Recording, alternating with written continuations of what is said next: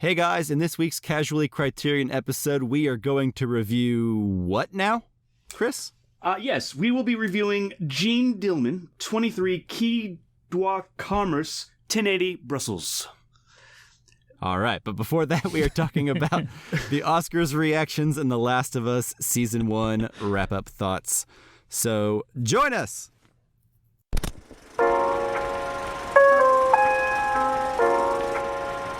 Hello and welcome to the Casual Cinecast, powered by Cinelinx. My name is Chris, and with me as always is Mike, who is currently needing some ground beef for dinner later tonight. How are you doing today? I'm good. Just looking forward to that ground beef. I'm making hamburgers, or I don't know maybe what you spaghetti? was making. Yeah. Meatloaf, maybe? Meatloaf. Yeah. All right. Also with us is Justin, who is throwing out the coffee that wasn't any good. How are you doing today, Justin?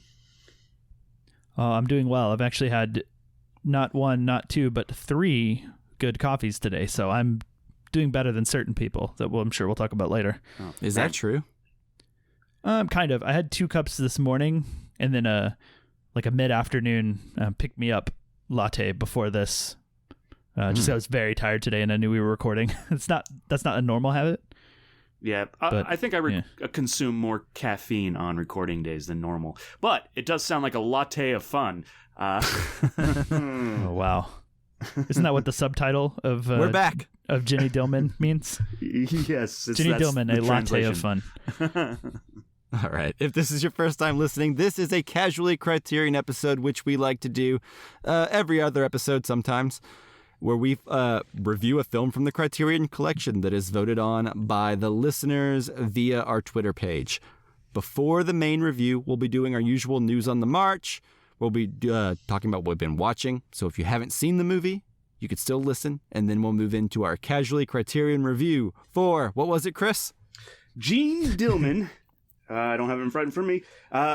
23 Quai de Commerce, 1080 Brussels. Spine number 484. Oh, you got that. Yeah, I just figured I'd go with it. Yeah, go for it. Finish it. Spine number 484. All Strong. right. I love it. I can pronounce Smooth. that. Yeah, that's easy. That's the easy part.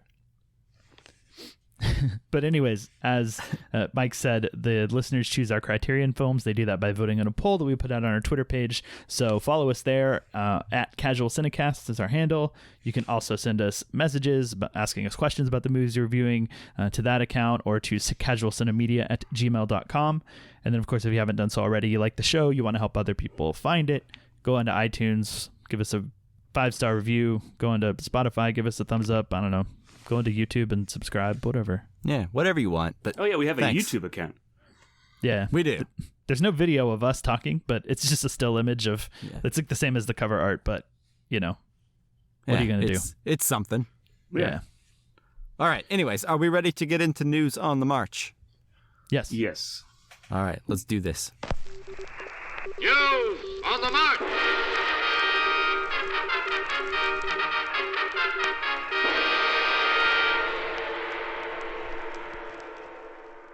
Okay, Justin, I believe you said you had the Oscar winners pulled up in front of you. It's been a minute. True. I remember the big ones, right? But we haven't recorded a whole lot since then with all 3 of us. So here we are. We're talking about the Oscars. Justin, what do you think?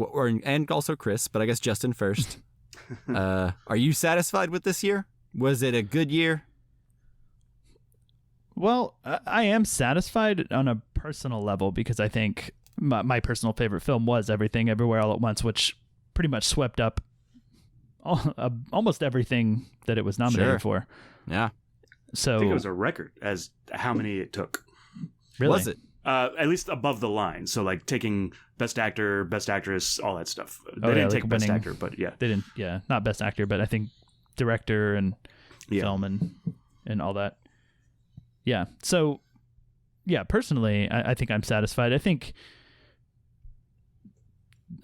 my dissatisfaction there are like either with like things won that I never saw, and so I'm like, okay, cool, Sure. or I don't know. I think really the big one that I was holding out for, I was like the main like travesty that can happen to me is if anything other than Avatar: Way of Water won Best Visual Effects. Like I was ready to just turn the whole telecast off, you know. Sure. Yeah.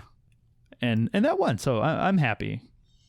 All the feel good stories won, you know. So yeah, it's a year for feeling good, regardless of whether the best thing won or not. I think that's true of the Oscar race as well. I think that's true in the sense that like a lot of the ones that people were really rooting for, like the feel good movies or the movies with like the best comeback stories for actors, you know, like a lot of those, I think with the exception of maybe supporting actress, I think a lot of those were whatever everyone, the collective kind of wanted to happen, you know? Yeah. Felt like a lot of underdog winners, at least like underdog.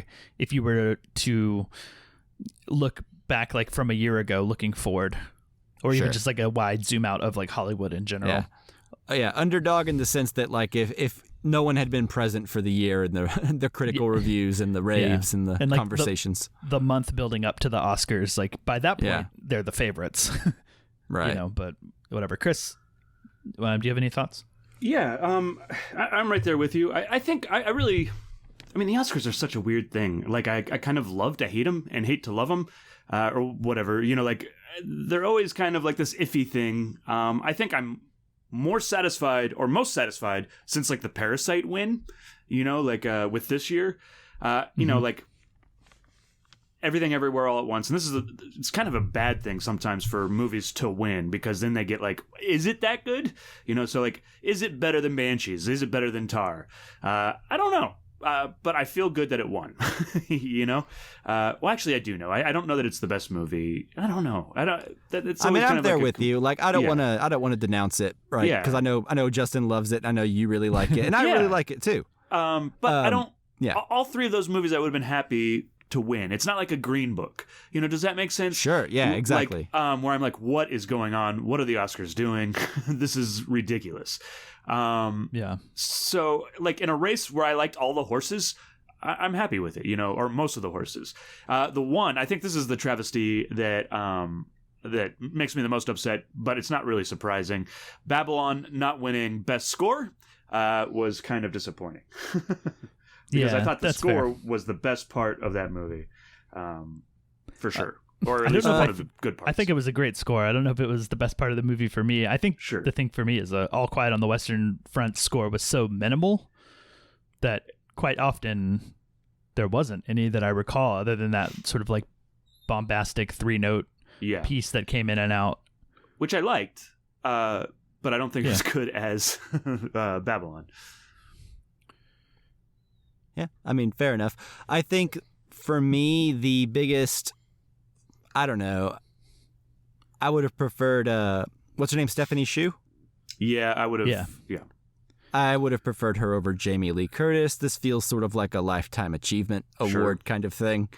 Mm-hmm. I can't be upset about her winning, though. That's kind of that's the thing. Too. I like Jamie Lee Curtis. I think she's great. You know, been a fan my whole life. Yeah. But is this, I mean, come on. Stephanie Hsu, you're right. I think she had more to do in that movie, and I agree. Also, my big thing, no love for Tar, which was my favorite movie of the year. I love Tar. No love for Tar and Banshees, and that kind of was sad. Yeah. What won Best Screenplay? Everything Everywhere. Which one? Best Adapted was Women Talking. Best Original was Everything Everywhere. Okay. Which Women Talking actually was kind of, that was the biggest surprise of the night, or it felt like to me. You know, I don't necessarily, there's pundits that follow this, you know, really closely, but I was not expecting Women Talking to win, but I was very happy that it did. I thought, you know, that was a good screenplay. Yeah, for sure. Women Talking's great. I like that movie a lot. Mm-hmm. Mm-hmm. Yeah. But I think in terms of like best supporting actress, I was going for Jennifer Hsu just for my Everything Everywhere love, but part of me thought that it might go to Angela Bassett, just because I thought Black Panther might have this sort of, and I haven't seen the movie yet actually, but yeah, just based Chris on and I the saw that clips. in theaters. I wasn't a big fan of that movie really. She was good in it. She was good, but I don't know. I mean, like, Oscar worthy? Let's be real. No. I wasn't sure. Black Panther won for costumes, and I thought that was a good win, and also like an historic win. She's the first black woman to win 2 Oscars. Yeah. I think I thought that with, the death of Chadwick Boseman, that her performance might have a weight that extends beyond the movie. Yeah. And that's kind of just an assumption based on not having seen the movie and really only seen the clip that they played. I mean, you're probably right. I didn't have a good time with that movie at all. So if the movie had been better, I think it would have been sure. a shoo-in. So, yeah. Sure. So I kind of figured if it didn't go to Jamie Lee Curtis, it was going to go to Angela Bassett for that's probably that sort true. of reason. Yeah. And young people don't tend to win, usually. Right. They have their whole careers ahead of them. This feels like if Angela Bassett was ever going to win one, this is it. Yeah. I think she'll get another I think it's a shame. But hopefully, if she stays active and like tries to keep acting in these, maybe not these types because Black Panther is not that, but like, if she tries to go for the Oscar, I think she's capable of getting it for sure. You haven't heard much about her before the Black Panther movies in a while, Sure. Right. Yeah. Yep. I mean, I think we kind of touched on all the feel-good stuff, like Michelle Yeoh and Brendan Fraser and Ke Huy Quan winning. I think those were all obviously. Did you good think moments that have ever been for a moment that what's the dude who plays Elvis? Austin Butler. Austin Butler. Austin Butler. Yeah. Did you ever think for a moment he was going to win? I didn't. I thought that was like the dark horse. That would be a lot of people really liked Austin Butler, but he's kind of become like that teen heartthrob. But for me, that would have been kind of like, okay, we had Brendan Fraser and Colin Farrell there that I would have really liked to see win. Yeah, I agree. I just wondered because there's so much like studio sponsored buzz around Austin Butler that I thought maybe they could manufacture it. Sure, that happens sometimes. I think it was like from an objective standpoint, if Brendan Fraser didn't win, there was no way it wasn't anyone other than Austin Butler. Which is again objective, not by opinion. Yeah, I just think there was too much going for Austin Butler's campaign, Mm-hmm. Yeah, and he's good in it. I mean, yeah, no, he's great. That's fine. I just think that it's the music biopic best actor guaranteed nomination. Yeah, it's also I think when people vote, he's young. They're like he'll get another chance type of thing. Sure. So, yeah. Same as the Stephanie Hsu sort of thing. And if that film came out 15 years ago, I mean, look at things like Walk the Line and Ray. This movie's almost like 15 years too late to win all the Oscars that it could have. Although it did. What was the Freddie Mercury movie? That was just like Bohemian a couple years Rhapsody. ago. Yeah, that won a ton of stuff, didn't it? Yeah, and that's much worse than Walk the Line. Yeah, true. In my opinion. I haven't seen Walk the Line in a long time, but I believe that wholeheartedly. Yeah, I haven't seen Walk the Line recently. in over a decade, so I may be wrong. I remember liking Walk the Line, but that was also before we got so many biopics, or I watched so many biopics. Yeah. Sure. Cool. Okay. Any thoughts on the telecast, or I thought it was pretty standard, pretty uneventful, pretty vanilla. Yeah. I thought it slapped. Did you? Because it slapped last year. I don't get it. Oh. Because sometimes people use slap as a term for. No, like I get it. Okay. I'm just kidding. It's like, man. Okay. Any other thoughts, or should we move on? No, I say we move on. Yeah. Okay. All right. So we haven't really talked about this a whole lot since it ended, but Last of Us Season 1. Do we want to do spoilers or keep it spoiler free? We got to do spoilers, I think. That's my vote, at least. Sure, yeah. Okay. Give them I want to know warning. what you guys think, and like dancing around that. Sure. Yeah. Okay, so there you have it. Skip ahead to the main review if you don't want to hear spoilers about the entirety of Last of Us Season 1. Starting now. I'm waiting for Chris to make a joke about the nuclear bomb going off. It's an oldie but a goodie. It's an oldie but a goodie. There was no nuclear bomb, to my disappointment. Yeah. And there was an emotional nuclear bomb that I really enjoyed. I think what I want to say, I guess I'll kick it off, but like one of the things I think I put it like a caveat to my appreciation of this show. We talked about it like when the first episode came out, and then we talked about it like when the third episode came out. And my thing was like, I wanted this to be different from other like apocalypse zombie type movies. And I think it succeeds in that. I think for the most part. And the ending, especially, I've been thinking about almost constantly since it happened. So, I really enjoyed the season, and I am really looking forward to season 2 to see where it goes.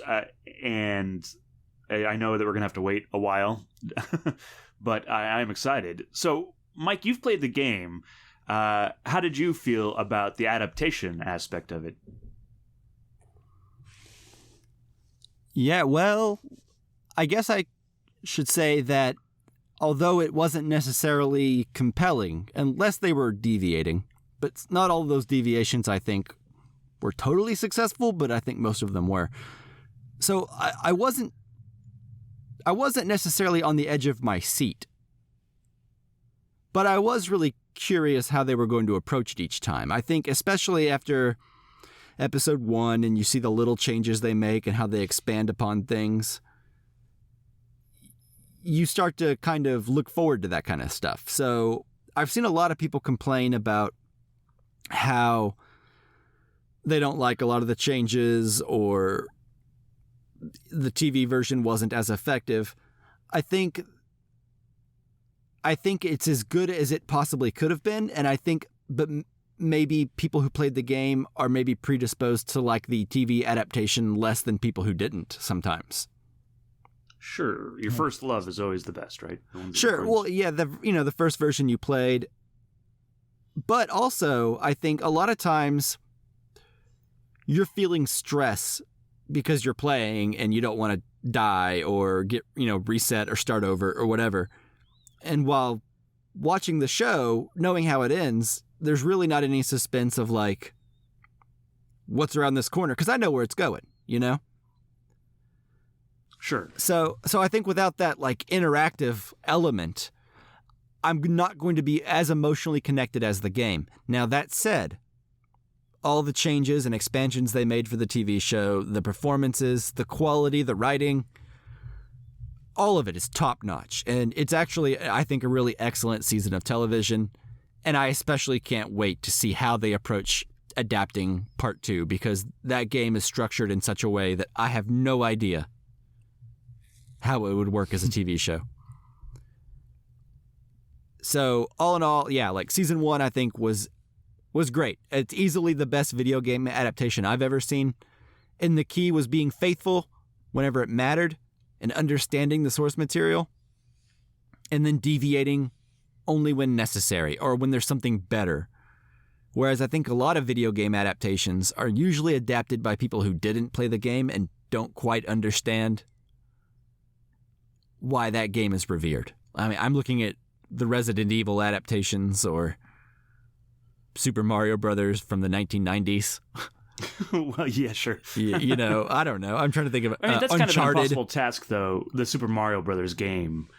Especially at what it was at that time. It's a side-scroller. Like, sure. Anyways. Yeah, I mean, a little ambitious at that point, but still, that movie sucks. But, like, sure. I think we can all agree. Like, I mean, there's been other ones. Uncharted. I think, yeah. Et cetera, et cetera. So, anyways, I think it's great, and I think all the flaws that I have with, like, the overall story elements exist in the source material as well, So if you like the source material, like which I do, I think you'll like this season of television, as long as you go in understanding it will be different. So anyways, Justin, I think you're green on this because you have not played the games at all. I think Chris is at least spoiled on some of the games. Or at least was aware of them before the show existed or something. I don't know what Chris knows, but more than you, I'm sure. Who knows what Chris knows? Yeah. Not even That's like I. our other podcast. Yeah. What did you think of this show? Did it work for you as a post-apocalyptic thing? Does it seem different? Did you see the video game meanness of it all? I mean, where are you at? I mean, I didn't really feel any sort of video game adaptation sort of thing. At least not in the sense of like my mind goes to Doom, the one they did in like 2007. Yeah, there was no 6? first person. Yeah. 2005 sounds right. Yeah. So obviously nothing to that level. And I think actually what I wondered, and I don't wonder that hard because I think I can figure it out, but based on what we got in the show, knowing very little about the games, I kind of found myself thinking of, how is this a game? You know? Yeah. I felt that more than anything, just because there was not nearly as many encounters with the infected as I thought there would be. Sure. And sometimes that worked for suspense, right? You're kind of waiting for it to happen any second, and many episodes it never does. Well, I think the key that they went with was only adapt the violence that is absolutely necessary for the plot. The rest of the violence you can leave on the table. Just have the characters walk from point A to point B. Don't make them fight through. Yeah, and one kind of early on to establish what is out there. Yeah. So that suspense is there. But yeah, I liked just about everything about it. I thought it was really good. I thought it was really well made. I don't really have many complaints. I don't know if I miss connection because I don't have a connection to these characters. Because like you said, Mike, there's good and bad to come from having played the games. Like you probably have a more inherent connection to these characters, having spent more time with them than I have. Sure. And I don't know that I felt as emotional for Joel and Ellie as I wanted to, or as maybe the show wanted me to. Yeah. Like I felt more for, was it Frank and Bill? Sure. Yeah. Is that their name? Yeah. In episode 3, that made me feel more than anything else in the entire show. Which maybe that's because that's really emotional, but I found it interesting thematically more than I felt it interesting emotionally, I guess is what I'm trying to say. Yeah, I would say that's how I felt when I finished game 1. Like when I finished game 1, or part 1, which was the only one that existed at the time, I wasn't like, I never got choked up or anything. It was just a really interesting story with like an ending that allowed for a lot of conversation or thought,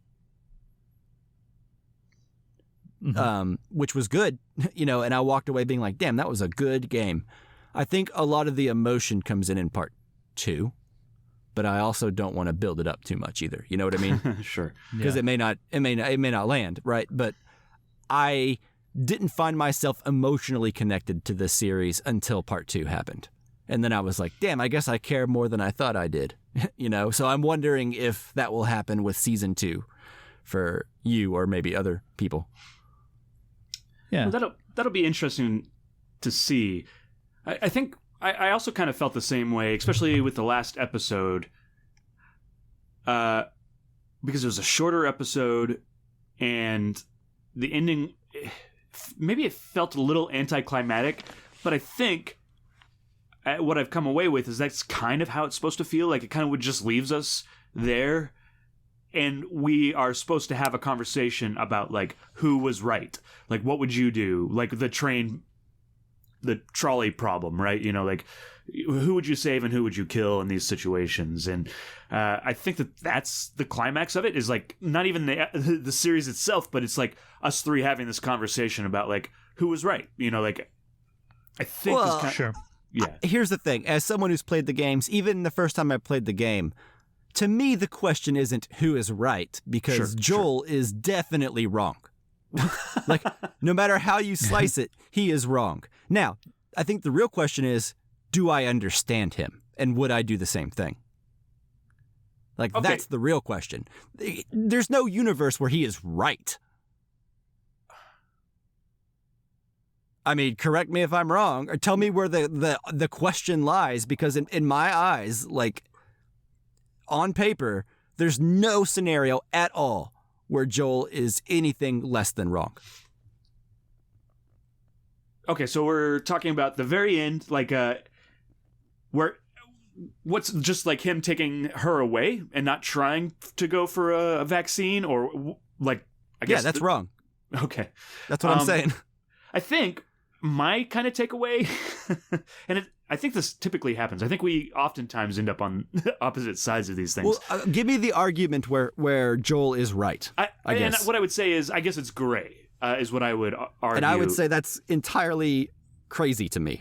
Like, explain to me the gray. That's what I'm trying to say. Like, explain to me in what point of view you have to be in to think that he is anything less than evil.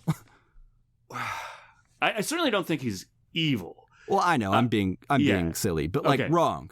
He is bad. He's a bad wrong, guy. But like, I guess my take would be like, I don't think either one of them's right or wrong necessarily. I just don't. With the information that we're given, I don't know enough about the doctor. You know, like, he gets someone that is immune to the vaccine, and his first instinct is just to kill her. You know, like, maybe that'll work. I don't know how long Joel's been out, and maybe like he should at least run some tests first. It feels like, you know, like, sure. Well, I think the implication is they did run tests and they found out what was going on. Now, I agree with you that maybe they should have given more time, but that's like that's not the like. Okay, sure, but equally, if there's even a billionth of a chance that this could save everyone, it doesn't really matter if Joel likes it or loves Ellie. It doesn't matter if Ellie has a choice in the matter. This is humanity. This is the species you're trying to save. This isn't, well, it may not work. We don't have the resources. It's been 20 years since society. Yeah, I get it. But if there's like, I mean, if you even got a hair's chance, you know, like, it really isn't a matter of choice or who wants what. Yeah. It just is what it is. And I agree with you. I think, and we'll let Justin weigh in here in a second, but I think my take is, like, he's wasting the opportunity. What if it doesn't work and we no longer have somebody that is immune to this? Well, you know, like, but then again, that could be recreated, because now that Marlene, that's her name, right? Marlene, yes, Marlene. Yeah. Now that she understands, well, before she was killed, in theory, now she understands what created this. If it doesn't work, I mean, you could go. This makes them even more inhumane from like from arguing for Joel's rights perspective, right? But you could try to recreate these circumstances. Sure, which is also scary in itself. It's scary and immoral and weird, but yeah, it's Nazis. But again, if it's saving the species, it's not really a question at all, is it? As long as, I guess, it's like it's like that plane that crashed in the 70s, and they all were like, I mean, should we eat the dead people or starve to death? And everyone's like, I don't know about that, but then they all ended up doing it, right? And now they're alive. Right, but they are already dead. So, like, that's a difference. It's like, one person. Yeah, sure. Yeah. The species, my friend. The species. Would you, like? But I don't believe you're necessarily... not putting yourself properly in the circumstances of the time and the place. I don't believe in the capabilities of them being able to create a vaccine. I think that's my... You're right. Like, but if there it doesn't matter. If he thinks he can and he's got a better shot than anyone else does, I mean, like, what? But it's a little girl. It's like, yeah, but no one's innocent in this world. But that's not necessarily what I'm arguing either. I don't know. I could chime in. Can I? Yeah, go ahead, please. Justin. I think, to me, what is gray is doing it without Ellie's consent. Doing anything without Ellie's consent, sure, is what's, well, I mean, that's not gray. I guess that's what's wrong. Right? Again, and I mean, if she was like no, they'd have been like, okay, we'll not restrain her. And that's wrong, in my opinion. But it doesn't matter. It's the species. Doesn't matter. It does. In no world is there an obligation to, like, someone to give up their life against their will to save other people. But I mean, this is a very philosophical discussion. But the thing is, both sides robbed her of her choice. Yeah. And Both that's were in what's the wrong wrong. in that. Yeah. And overall, and I think that's what matters. In the end. All right, agree to disagree. Well, that's why I just Joel think is ultimately the bad too. choice of two individuals versus the possible survival of the entire species and the beginning of a course correction that could hopefully maybe get society on track one day. I honestly think the will of two people, like, yeah, in this world where we live in now, where we're all comfortable and we're not starving and we're not killing each other and we have like stability, sure, that's a philosophical question to ponder. But I think given the circumstances that these people are in the show's reality, and I mean, they've dealt with cannibals, they've dealt with turning on each other, having to kill loved ones, etc., all that stuff. And they've been doing this for 20 years and things are bleak. Sure. I think it would be ludicrous to waste an opportunity. Yeah. Now, They could just make a baby farm, though. Because they know how to do it. That's worse than killing Ellie.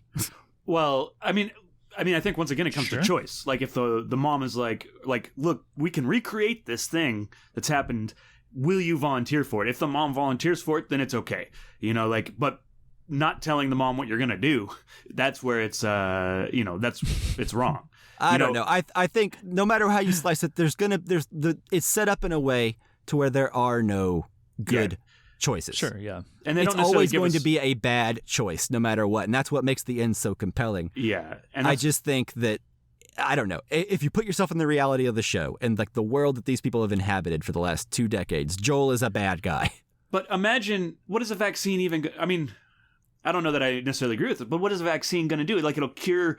Like, can they get it out to people? Will they be able to get it out to anybody before you gotta start somewhere. They shoot each other? And You got to start somewhere. Yeah. Is there a world worth saving at this point? Well, that's nobody the thing. that we Can ran the damage into be was good. undone? Can you get back anywhere? But the thing is, this is literally step one to getting that done, if there is even possible at all. You know what I mean? Yeah. Sure. And you're not wrong. And I think the show purposely does not give us enough information on either, especially about the doctor. Like, if I had gotten just a little bit more information, like, oh, the doctor's been running tests for the last 20 years or experiments, I would have been like, okay, I feel good about this. But, I don't get enough information to feel good about what's happening to Ellie. The thing is I don't know that, I mean, obviously they give you, I think they're aware of that. They give you the information you need. And I think that will be explored a little bit in the future. Oh, yeah, But that said, they did run tests. That's how they figured out it was in her brain, right? They did run whatever tests they have available to them. Yeah. Yeah. We're going a bit in circles. Huh? So yeah, we are. Yeah. If you want to talk about any other to ask set. Yeah. Oh, sorry. Go ahead. Go ahead. No, you go ahead. Okay. Do you think having seen or played The Last of Us 2, Part 2, does that color, am I going to watch the second season and be like, oh man, I was an idiot, for having that argument? No, I don't think so. Okay. I think there's a couple scenes where you see flashbacks and maybe stuff from other characters' points of view in the game. I don't know that they will adapt that. I'm sure they will. But conversations do take place behind the scenes that, at least in the game version of things. And that's being super vague. But again, they still are working with what they're working with. It's been 20 years. If this dude was a surgeon, how rusty is that? Sure. I don't know how up on his brain surgery he is. Sure. Yeah. And also, I don't know how up on his fungi he is. So I don't know what resources they do or do not have ultimately. Yeah. But I think that the show wants us to be talking about this, right? They want to. Yeah. They gave us just enough information for people to feel conflicted, I think. Yeah. And to have this conversation. And I think that that's a successful show. We had this conversation. We sit on other sides of the, kind of argument. Yeah, I enjoyed that. Right. Well, and that said, even though I think from an objective standpoint, Ellie and Joel's, what they want and their consent does not matter. If I were in their situation, and this is what the show wants you to feel, I would maybe react the same way or want to react the same way, even if I wasn't capable of murdering as many people as Joel. Right. Sure. Yeah. So it's like, even though me, the individual, would maybe do the same thing, that may seem contradictory to what I think, what I said earlier, but I think that's kind of the point, right? Yeah. That makes sense, yes. I will say one thing that I liked, and I'm changing subjects here, Good. is the sort of different, sort of like episodicness of it sometimes, like I kind of expected us to be in more similar environments dealing with similar things, like this sort of rundown city and whatnot. But I like all the different places they go. I like the town that is basically a communist town that his brother is in, and going into the city that's been overthrown, and then which I think we start out in a city that's a little bit more military run. Fedra, right. Yeah, Boston. Yeah, they start out in Boston and they kind of start making their way across the country from there. Yeah, the religious cult, and most of them we spend like one episode with them and we're out. I think there's a couple times that it spans over a couple episodes, but I like the sort of episodic thing, and I didn't really anticipate that feeling, that sort of like situation area of the week type thing. Sure. And I enjoyed that. I enjoyed how much it changed. It never felt like I was watching the same episode again. One thing that I heard a lot of people complain about watching week to week was the pacing. A lot of people felt like episode 7 wasn't correctly placed. Maybe it kind of took away from the crux of the action of the season right as it's gearing up for the final stage. Did you feel any of that? Yeah, the flashback episode with them all. No, it was fine.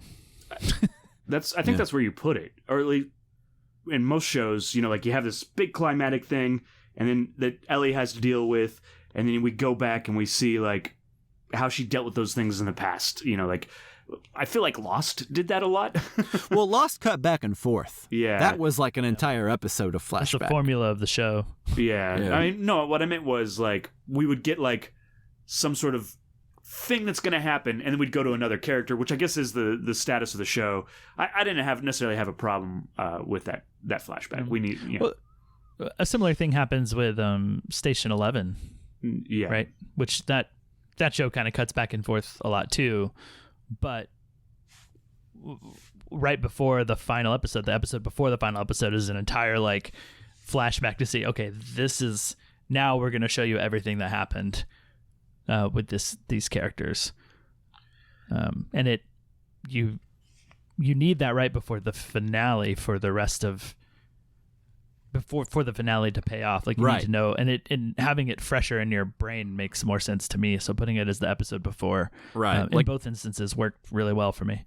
Yeah, like if you were going to be attached to Ellie for the finale, that was the episode that was going to happen for. You know what I mean? Yeah. Yeah. All right. Cool. Do we have anything else we want to say about Last of Us? I'm right. Yeah. No, I don't. No, we're good. Cool. All right. Fun. All right. Anyway, so now moving on to our Casually Criterion review starting now.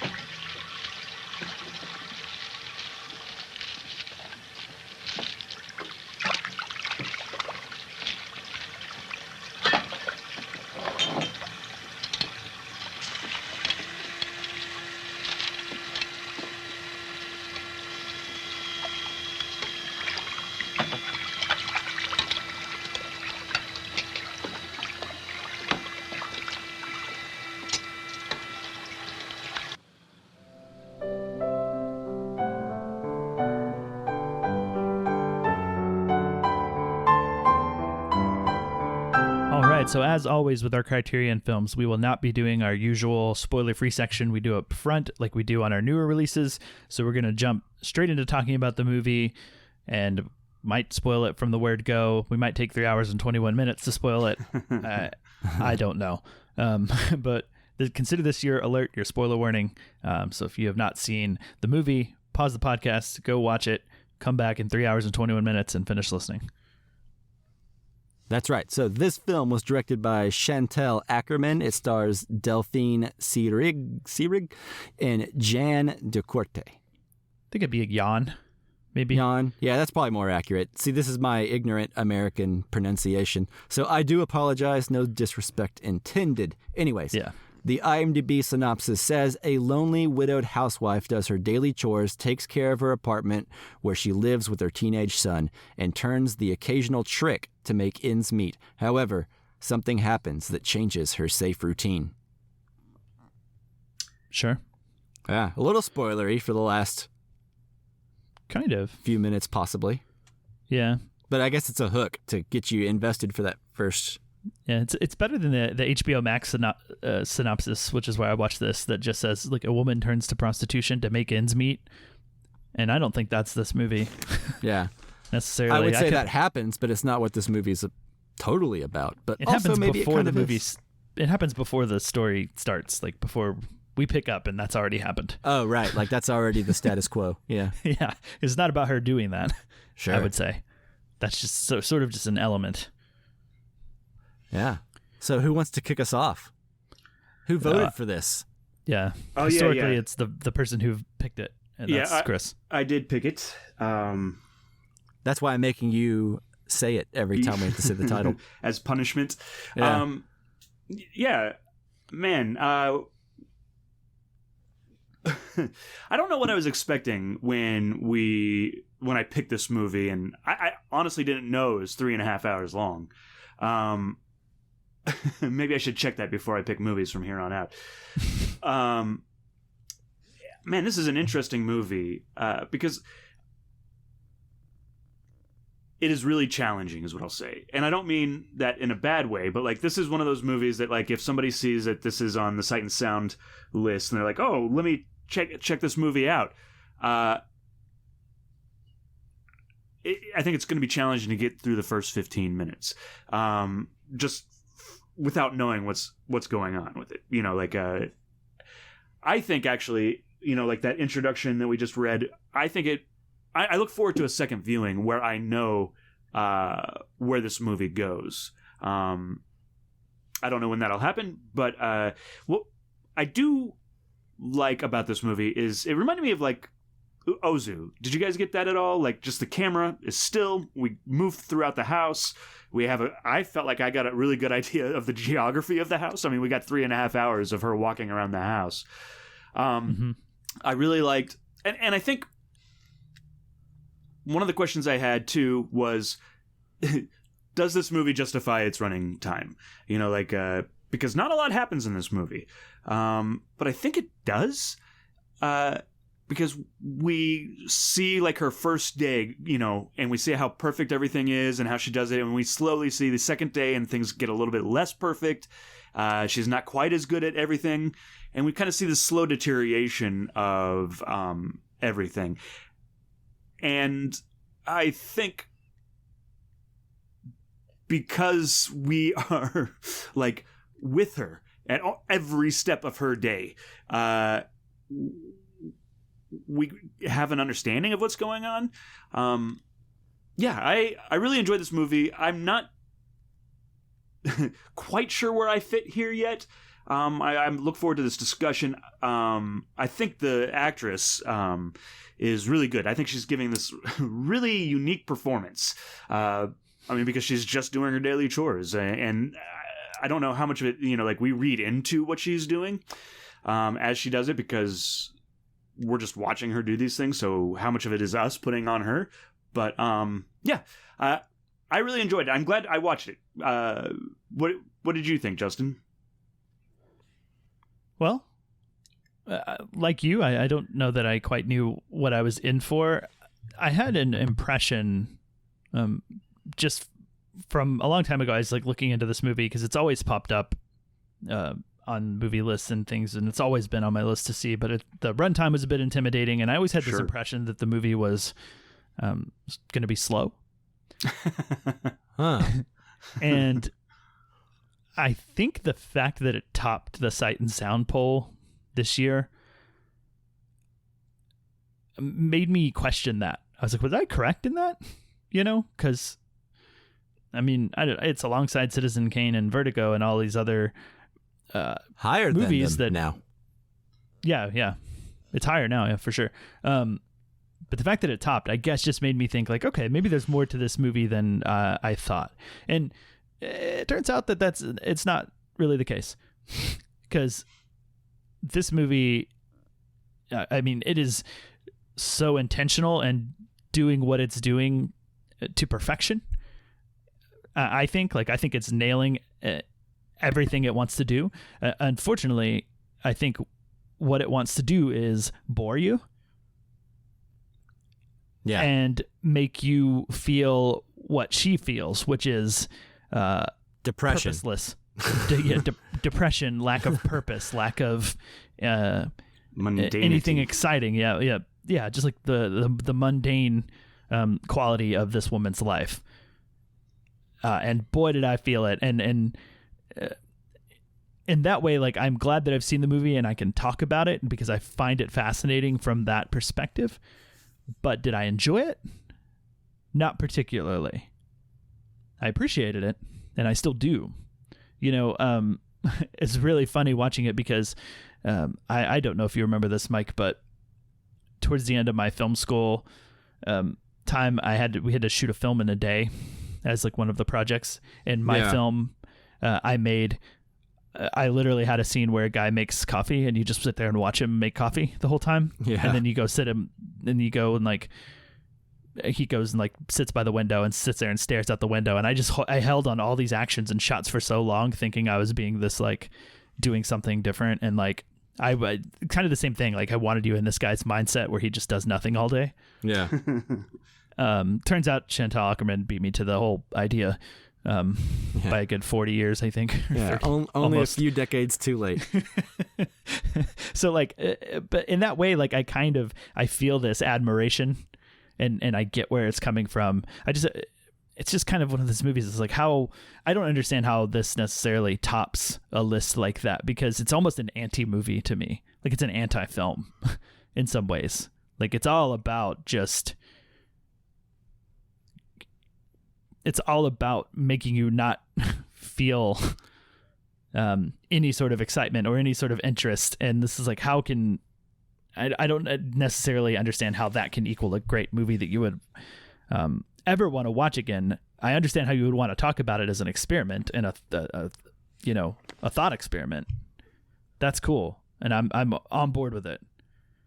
So I'm equally perplexed and equally fascinated by this movie. I think it's ugly in some ways, because I don't even think they picked the most interesting camera angles they could. Like, it's all the pretty, most interesting apartment to spend 3 hours in.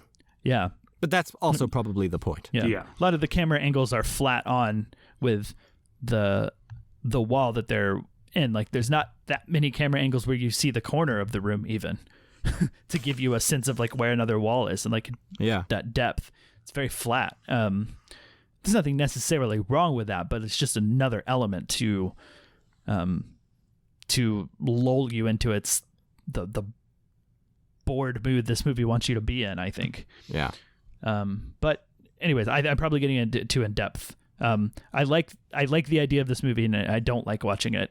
That's where I'm at. Mike, where are you at? Well said, sir. I agree with a lot of what you're saying. This movie is good. I enjoyed it, and I would recommend it to anyone who likes this kind of thing. You know, like Criterion, foreign, artsy stuff. Sure. You know, it's very confident, and it's very aware of what it's doing, like you said. Does it need to be 3.5 hours? Yeah, I'm sure a lot of people who love this movie will agree with you. I think your mileage may vary when it comes to that. I know that I enjoy plenty of long movies that other people might think would be better trimmed down or paced faster. So I don't want to come in here and act like I know what's best for this movie, right? Yeah. I also don't know that much of this movie and these long interrupted bits of the character living her life, I know it's meant to draw you in, but I don't know that the point also couldn't been conveyed in maybe 3 hours or maybe 2 hours and 45 minutes. You know, I don't know. Where do you start to draw that line? Sure. Yeah.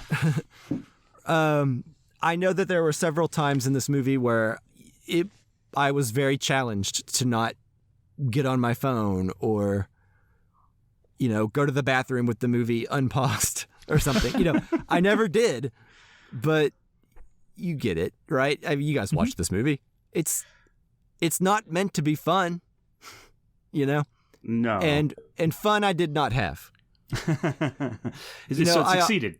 Yeah. I often see films, you know, especially for this podcast where, you know, maybe I wasn't in the mood to watch a 3-hour movie or maybe I wasn't in the mood to watch some artsy movie, but I did it for the podcast because I knew we had to talk about it. And a lot of times you'll hear me say, it's more fun to talk about after the fact than it was to watch. Well, I think this movie embodies that perfectly. I'm basically just kind of rephrasing what Justin said, so I'll cut it there. But I like this movie. I would recommend it to certain people, but certainly not to everyone. Yeah. So yeah, I mean, there you go, right? Yeah. I would recommend it to somebody I wanted to discuss the movie with, right? Yeah. Yeah. And that's about it. Yeah. I agree. Someone I didn't like. Yeah. I think as a result of that long, slow, deliberate pacing, I will say that when the ending happened, I was like, wait a minute, what? This movie just sped up on me and I didn't expect it to. And then it slows down again, right? So, man, it sped up for about 25 seconds. Yeah, it got to the point to where for a minute I honestly didn't expect anything was about to happen. So, and then when something does happen that's out of the ordinary, out of the mundane, you're like, God, that was crazy, even though it wasn't even filmed crazy. Yeah. You know, it was filmed very much like everything else, but when everything you got up to that point, like the most violent thing that happened was shining someone's shoes. Then Right, sure. The end is crazy, you know? Yeah. Well, so not to necessarily jump right to the ending, but like as we said, not a lot happens. I'm sure we'll talk about other things. I think with the runtime, and it's hard to say if this movie was 3 hours, if I'd feel the same thing. I'd probably feel close to the same thing, but maybe that extra 20 minutes, you know, does it. But like when it happens, I get it. Yeah, exactly. Same. Sure. Right? It's like, I'm right there. I'm right there with it. So like in that sense, it absolutely works as is. And that's where I think, because I kind of agree with you guys, but like I think the time length of the movie, like seeing all these things happen, like, and her frustrations, like she drops a spoon, or like, you know, like she, like when she's brushing, she drops the brush the second day when she's shining the shoes. Yeah. So like these things that are inconsequential, like if we had shortened everything, you know, like whereas we saw that first day for an hour, like each day is basically an hour. And then we see this kind of slow deterioration and frustration build inside of her. I get it more. I think that's kind of where I think I'm agreeing with you, but I think that's why it needs to be this length, you know. Well, that's I the thing, right? Like once it's over, and once it's done, and once it's happened, you're like, of course it had to be. Yeah. And that's why I think knowing where this movie's going would have been a better way to watch it. You know, like if I had been spoiled, for instance. might have been better. I don't know. Well, I don't know. I don't maybe. think so. I don't know, because here's the thing, is even though I didn't know where it was going and I was frustrated with, sometimes, hours at a time. Sure. I still had the sense that there was something that I was waiting for. There was a reason for everything. Like it's been revered for so long. Like Justin said, if you're into movies, if you like artsy foreign movies, if you like looking at classic movies and following directors and other artists and knowing what they like, you can't do any of that without having come across this movie a few times. Right? I think everyone who is really into movies probably has seen this or come across it or formed some kind of opinion about whether they do or do not want to watch it or whatever. So it's been on my radar for a long time, and I knew that there had to be a reason for that. And that's the thing. That's hindsight, right? That's the context of growing up throughout the 90s and 2000s and the teens and now the 20s, right? Like, this movie was old whenever I was born. Sure. You're right. So it had already found its place amongst nerds. The real thing would have been, what did the audience at the time think about it, right? What were they thinking? What was the film critic thinking 3 hours into this movie on opening night? You know? Right. It's like a 2001, people hated it, right? Right. It's because you weren't aware. We watch 2001 now. We sit through all these long docking things, because we know it's 2001. I mean, this is obviously something. Yeah, it's a classic. We got to see what it's all about. Yeah. So that's, I guess, in a sense, that's spoiled enough to keep me invested enough to continue watching. The fact that we're sitting here on our Criterion Collection podcast, sitting down to talk about it, shows us that there's something to this movie that we need to pay attention to before we even put it in or press play. I do wonder, because this is the first time we've all seen this, we've just seen it recently, in the last couple of days. I wonder how much this movie will sit with us. Do you think it'll grow or diminish in our estimations as we sit with it and think about it? Yeah. I don't know. And to bring back up something that, Justin just referenced, one of my favorite movies is 2001: A Space Odyssey, but I didn't feel that way about that movie until maybe my fourth or fifth time watching it. And then I had to watch it in a movie theater for it to really click for me and then realize my affection for it, right? The movie theater is where it really kicked in for me. And I also wonder, because if we had gone to a movie theater to watch this, there's no escaping, Sure. You kind of talked about, and I took an intermission when I watched this, so I didn't watch it all in one I had chunk. to eat dinner, so I had to pause it for a few minutes. But watching this in a movie theater, I still think there should probably be an intermission. It's almost 4 hours long, but yeah, you're stuck with it, and there is an audacity to what this movie is putting in front of you. They're like, deal with this. We're not going to pander to you at all. Yeah, the confidence is insane. Yeah, and she was only Chantal. The director was only 25 at the time. Chantal Ackerman. Let me ask you guys. That's how old I was when I made my movie where I made people sit and watch a guy make coffee and do a bunch of boring stuff too. Same thing, yeah. The parallels are wild right now. Let me ask you, is there an inciting incident in this movie? It happened before the movie starts. Does it? Okay. Yeah. Her husband dying? Is that the inciting incident? You get that, plus her decision to prostitute herself out. Okay.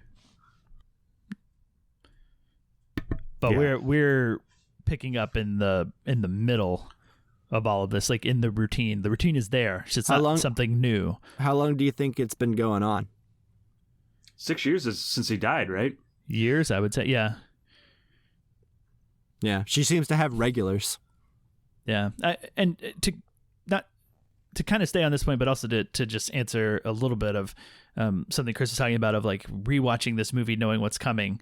I don't necessarily think that that's the value in rewatching. I'm not sure that I will rewatch this movie ever. Maybe one day, but who knows? And I do think that for me, a quality of a great film is one that I could rewatch over and over. and I don't feel that here. But I think in a rewatch, what you would get is the subtleties of her actions and how they differ from day to day. Right. Like why Within in the day 3 2, days. dropping the brush while shining the shoes is going to maybe amount to something, or why not getting her table in the coffee shop and having to sit at the next one over. Yeah. Or even stuff like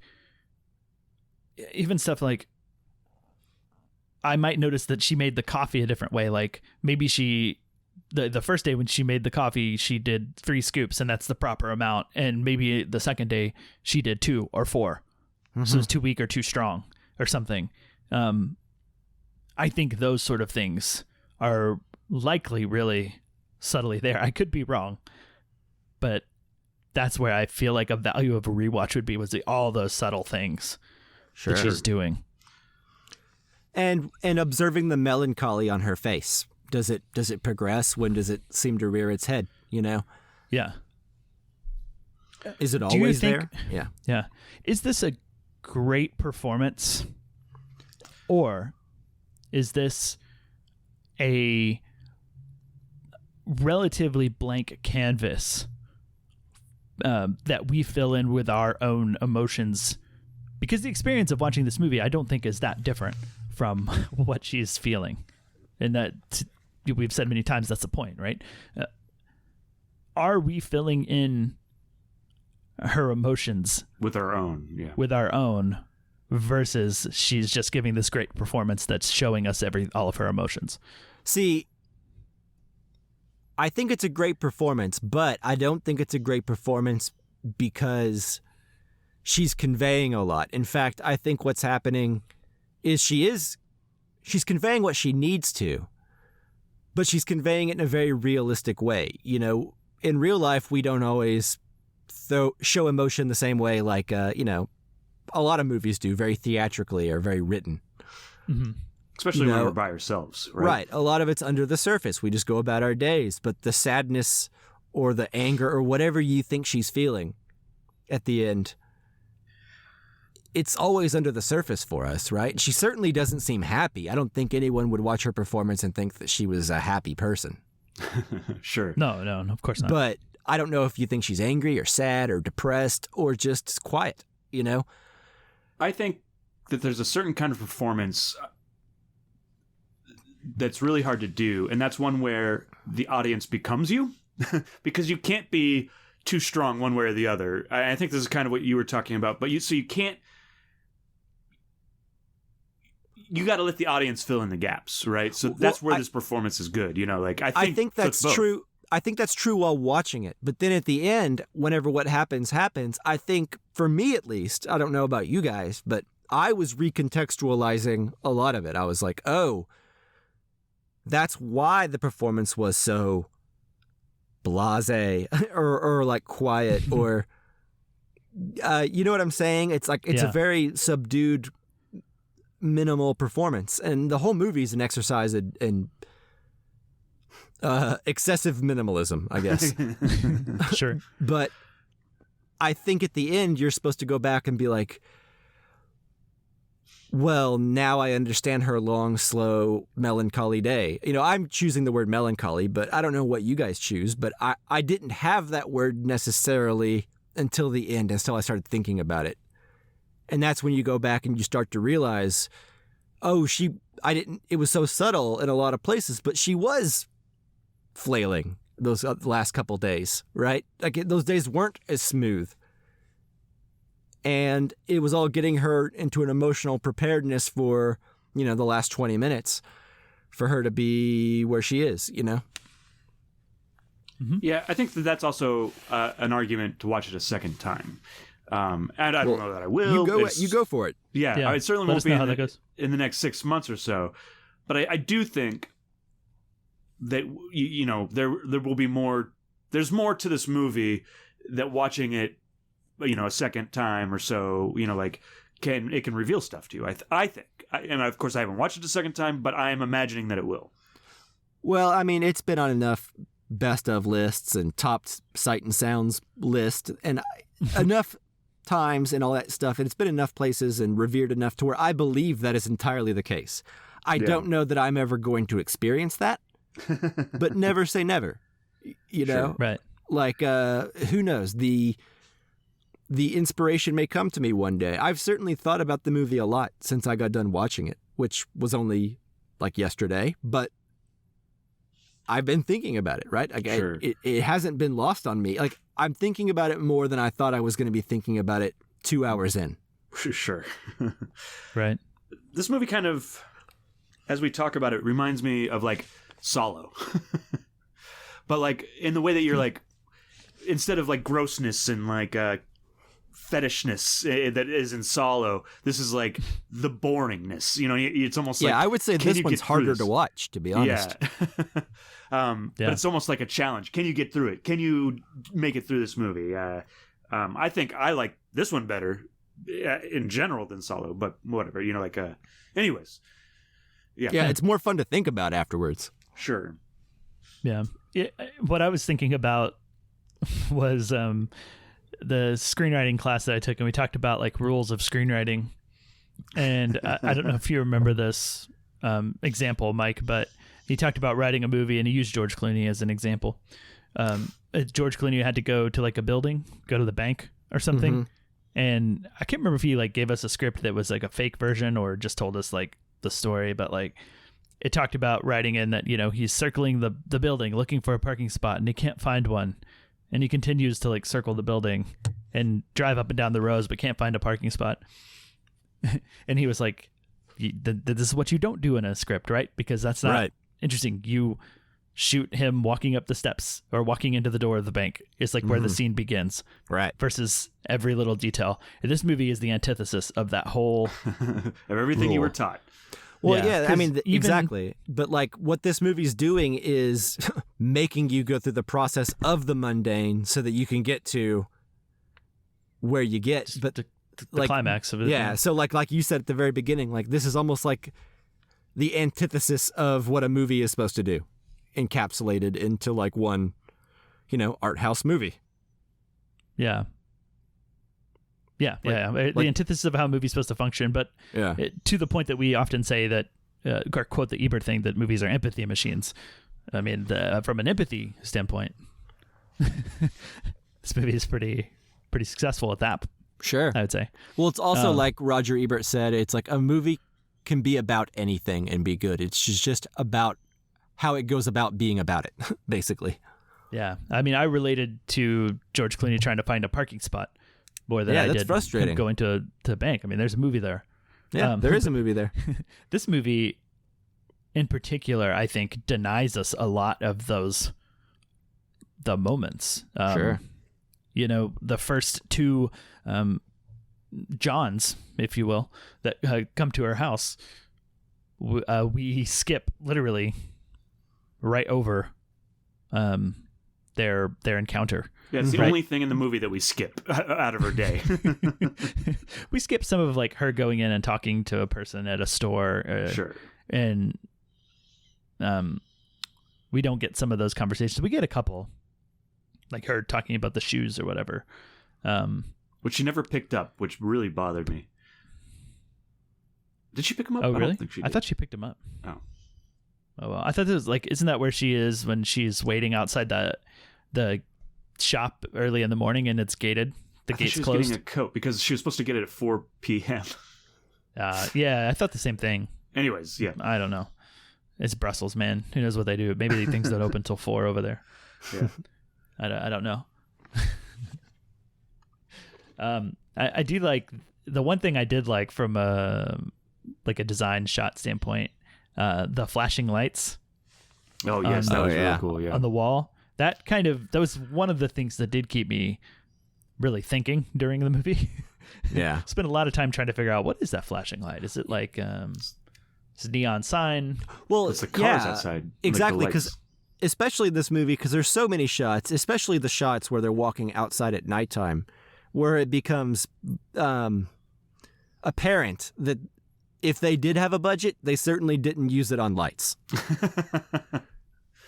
right? Like, it's not a very pretty or attractive movie. And I think that's probably by design. Yeah, you know, maybe by budget, probably by design. I was so excited because that's about an hour into the movie, right? And he's like, "Isn't it Tuesday? It's time to go out." I'm like, "All right, we're gonna leave this house." Yeah. And like they're so walking, and excited. you could see streetlights on because they're letting out, but like you don't see the light reflecting on the ground or anything. It's just a black screen with like little dots. Did we ever learn where they go? Huh? Did we ever learn where they go? I can't remember. I think they just walked around the block, and they went for their like evening walk just around the block and went back home. And I was so disappointed. I was like, "Oh." I mean, which just adds up. Yeah. Yeah. My point is that the effect with the lights coming through the windows, constantly flashing, like there's a sign outside just constantly like invading their home, was really effective considering it's a movie where I wasn't on the lookout for that kind of thing, because it doesn't seem like there's a lot of intentional lighting in that. Yeah. In this movie. It feels like the only the only sort of effect. Flair. Yeah. Yeah. And I guess like I kind of was thinking about it in terms of, you know, that sort of like neon sign, like prostitution, that part of the city sort of thing, like being right outside her apartment. Oh, yeah. I kind of took it as that. And then I think by the end of the movie, and then certainly in the last shot, in hindsight, is foreshadowing the murder, because then I started thinking of him in the last shot as like sirens, like police lights, I guess. Not sirens, police lights. The sort of like blue flashing, which I don't know how it is in Brussels and other places. Of course, in America, it would be red and blue if that were the case. But that's how I kind of interpreted them towards the end in the final shot, which is a great final shot. The performance in that, I think, is particularly good. Yeah. Let me ask you guys, what do you think happens after the movie ends? I kept waiting for the sun to show up, and that's kind of where... So is she, man. So is she. Yeah. Yeah. How do you think that goes? He might not notice. Yeah, he's still reading his book. I think she can get away with. I see a version of the story where she gets away with it. Like he doesn't tell does anybody. She even care? She does not care. I also think yes. Like she doesn't want to continue her life as such as it is. And right. That's like why this she is does. almost like her making a decision to just blow things up. See what happens. Yeah, that's how I read it. Yeah. But wouldn't it be ironic if she did get away with it and nothing changed? Sure. Yeah. Why not? I mean, I don't have a dog in this race. Like, you know, she doesn't seem to care, so why should I? You know? Yeah. Yeah. Her son seems like he's like 30 anyway. According to the IMDb synopsis, he's a teenager. I know. I was surprised when I read that. I was like, he's not just slow? Still in school? Yeah. How many times does she have to ask him to stop reading at the table? That's a real question. Well, she's not saying anything. Why can't he read? Like once. Yeah, true. Because he's reading. No, okay, go ahead. So I don't know how much more you guys have to talk about, but I guess like we did choose this because of Women's History Month.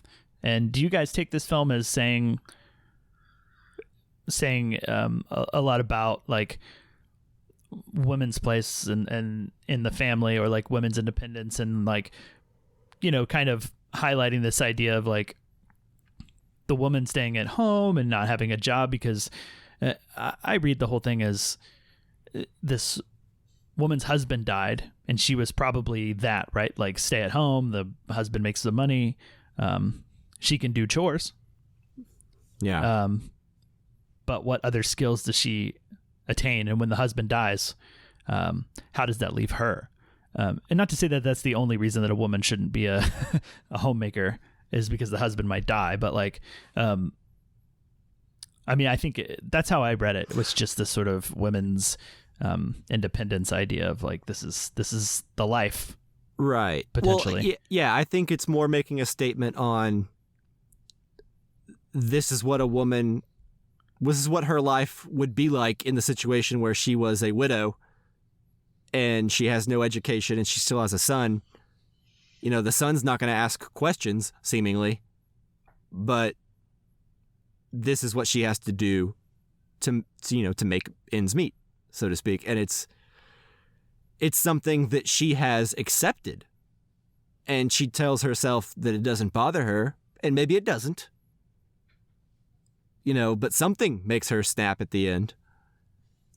And Well, so I I think it's more just like you probably know women like this. You've known women like this, especially at the time. This movie is, hopefully society has come a long way, right? To where, you only have to do this kind of thing if you want to. But I know a lot of people have to do stuff like this to make ends meet even now, because jobs don't pay a living wage in a lot of places, So I think it's more of just a statement on a cold hard truth for a lot of women.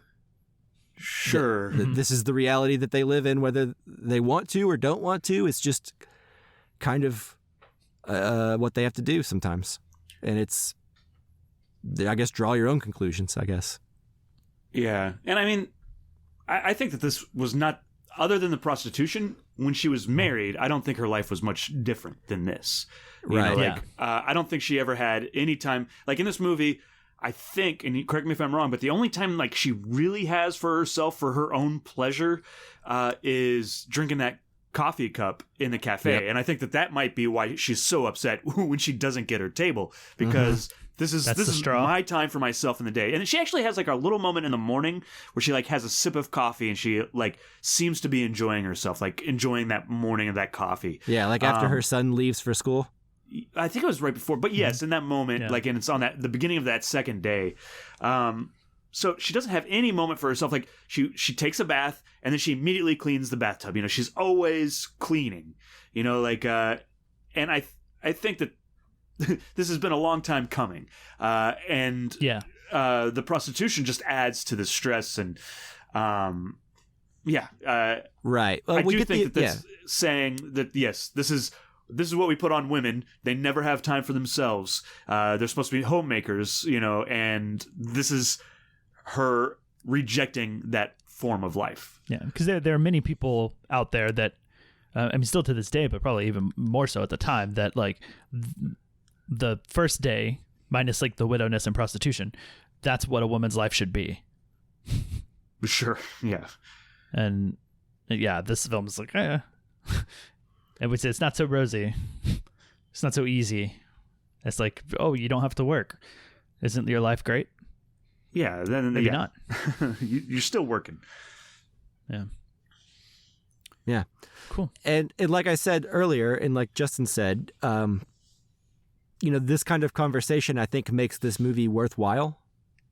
Like, I can't imagine having as fond of feelings for this movie looking back on it had I not had to have a conversation and really think about it and really unpack it, because I would have just dismissed it probably after watching it and been like, well, I saw that.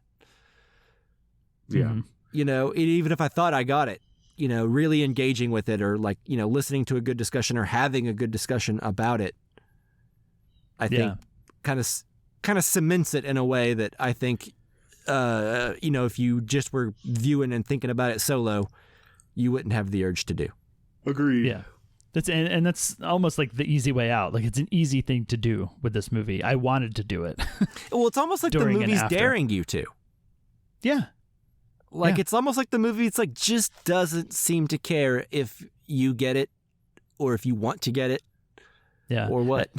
Chantal Ackerman, however you say her name, would probably enjoy that reaction. Right? Of like, just kind of I would hope laugh so. at you. Yeah. Well, it's kind of like, David Lynch not wanting to explain any of his movies. It's like, I get that. I get that sensibility of, or like Bob Dylan not wanting to explain his songs. It's almost just kind of like, man, if you have to ask, then my explanation won't bring it to you, Yeah. And as much as I may complain about having watched this movie, like, I do think that if someone came to me and dismissed this movie, you'd I be would like, well, hang on. I would jump to its defense so hard. I would defend this movie for sure, because it's doing so much so well. Just that particular thing is not something I necessarily long to revisit. Right. You know? If you were the Sure. listener listening to this episode and listening to you beginning to talk about it, you'd be banging on your knees and being like, no, it's good, Yeah. actually. Yeah. Well, I mean, Even though I think yeah. you said it was good. I did, yeah. But if someone came and was like, "Yeah, that movie is a waste of time, and it's nothing happens in it," and we're like, you know, Well, actually, That- yeah. Yeah, yeah, did you watch it? hold on there. Yeah. How Let's far sit did you down. get? Yeah. Yeah. A couple of things I have before we sign off, but like one of the things I remember, I was like, it was like 30 minutes in, and I was like, oh, I should talk about how they haven't really talked for 30 minutes. And then it was like an hour in, and I was like, oh, well, I guess that's out the window. They don't ever talk. That's just how it's going to be, I guess. Yeah. Yeah. And most of the talking amounts to nothing other than occasionally filling in some details that, like, Well, it adds to There's the no- frustration. And then even like the son only talks when she's about to go to bed, and he's talking about, you know, his penis being a sword, and it just adding to the frustration more than anything. Yeah. I think. Every time her son talked, I was like, I wish there was less dialogue here.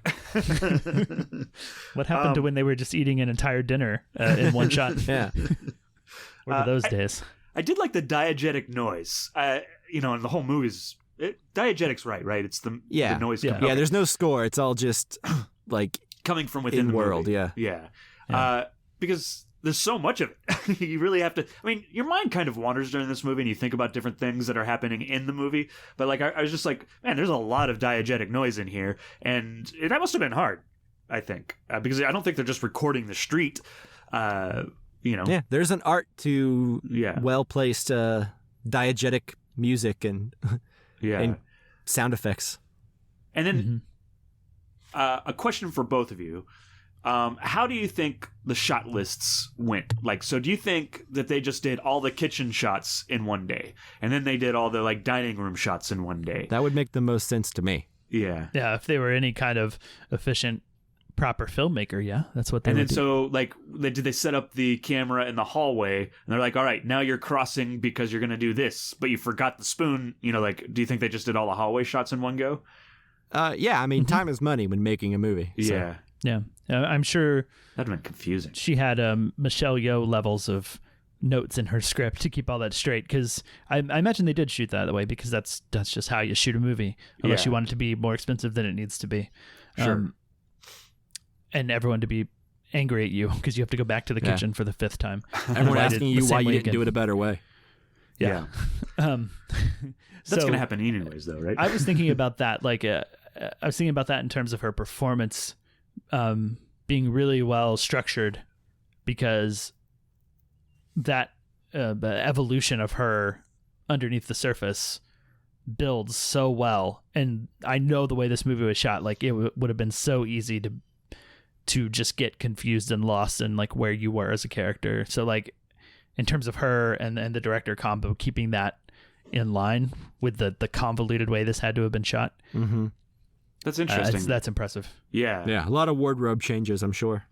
Sure. And then I think like, Planning out But- when the sun's going to be out. sure. But just the idea of her performance has to be so modulated as she shoots all these different things. That Well, I mean, makes that's me how appreciate most it more. movies are made. Well, sure. Yeah. But This one just becomes more obvious to think about because it's the exact same camera setup over seemingly 3 days, right? yeah. But every movie's shot completely out of order. Right. I know that. But like it just, I don't know. There's something Yeah. more technical that seems harder about this, but I could be wrong.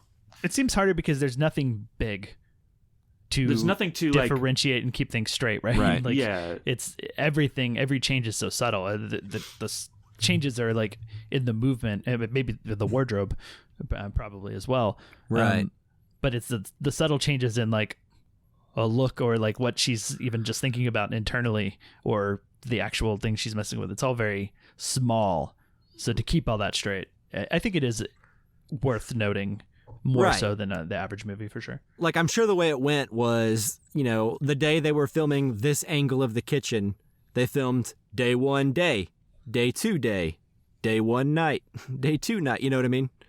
Yeah. And so, like, I'm sure it went like that, right? Where it's like, get everything you need from this camera angle, then we're going to move on to the next camera angle and start all over again.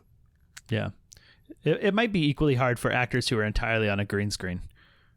Like I could see that, it is. Yeah. that being similarly disorienting. Well, I mean, especially whenever they first started implementing the technology, like you look at the behind the scenes of like the Star Wars prequels, it's like Ewan McGregor talked very often about how that was very frustrating and they were kind of lost.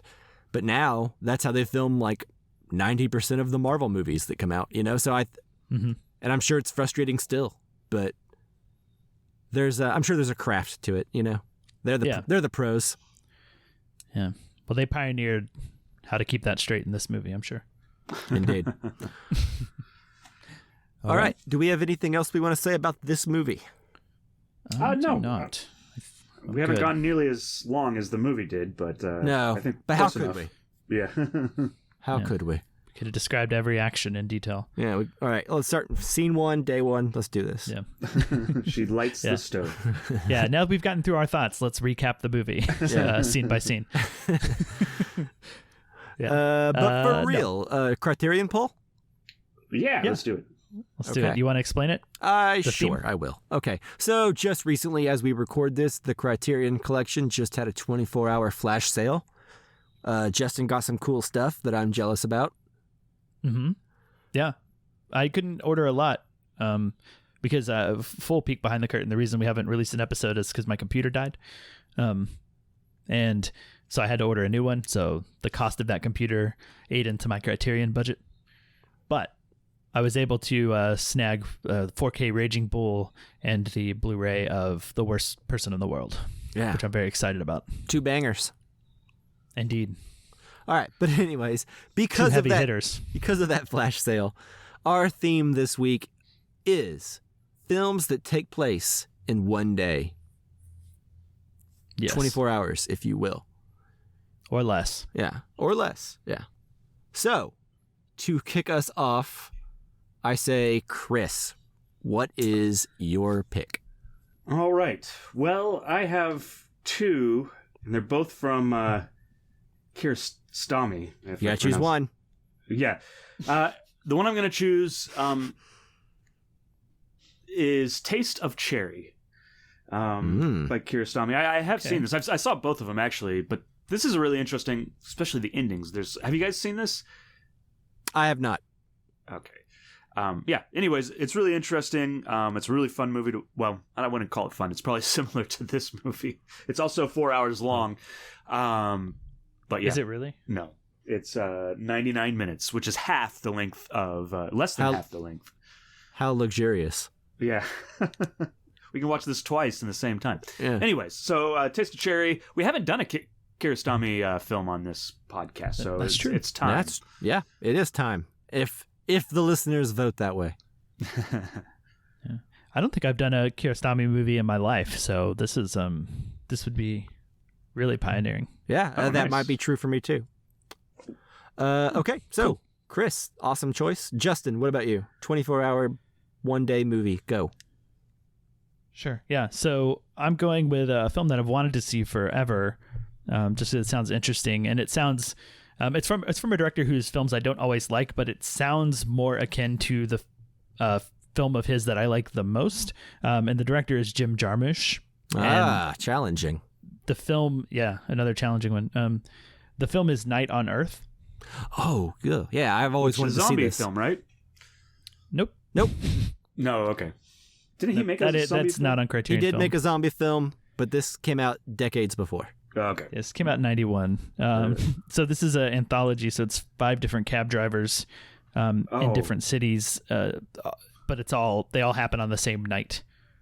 But maybe someone he picks up is a zombie, one of the cab drivers. I don't know. I've not seen it. Yeah, I haven't seen the movie, but maybe you're right, Chris. Maybe you're right. Yeah, I've always wanted to see this one. So yeah, it takes place over one night. So there we are, Night on Earth. Yeah, sweet. I also want to see that. Also, Chris, I think the movie that you were thinking of is called Dead Don't Die. Yes. The Dead Don't Die. Yeah, that's a more recent one. Yeah.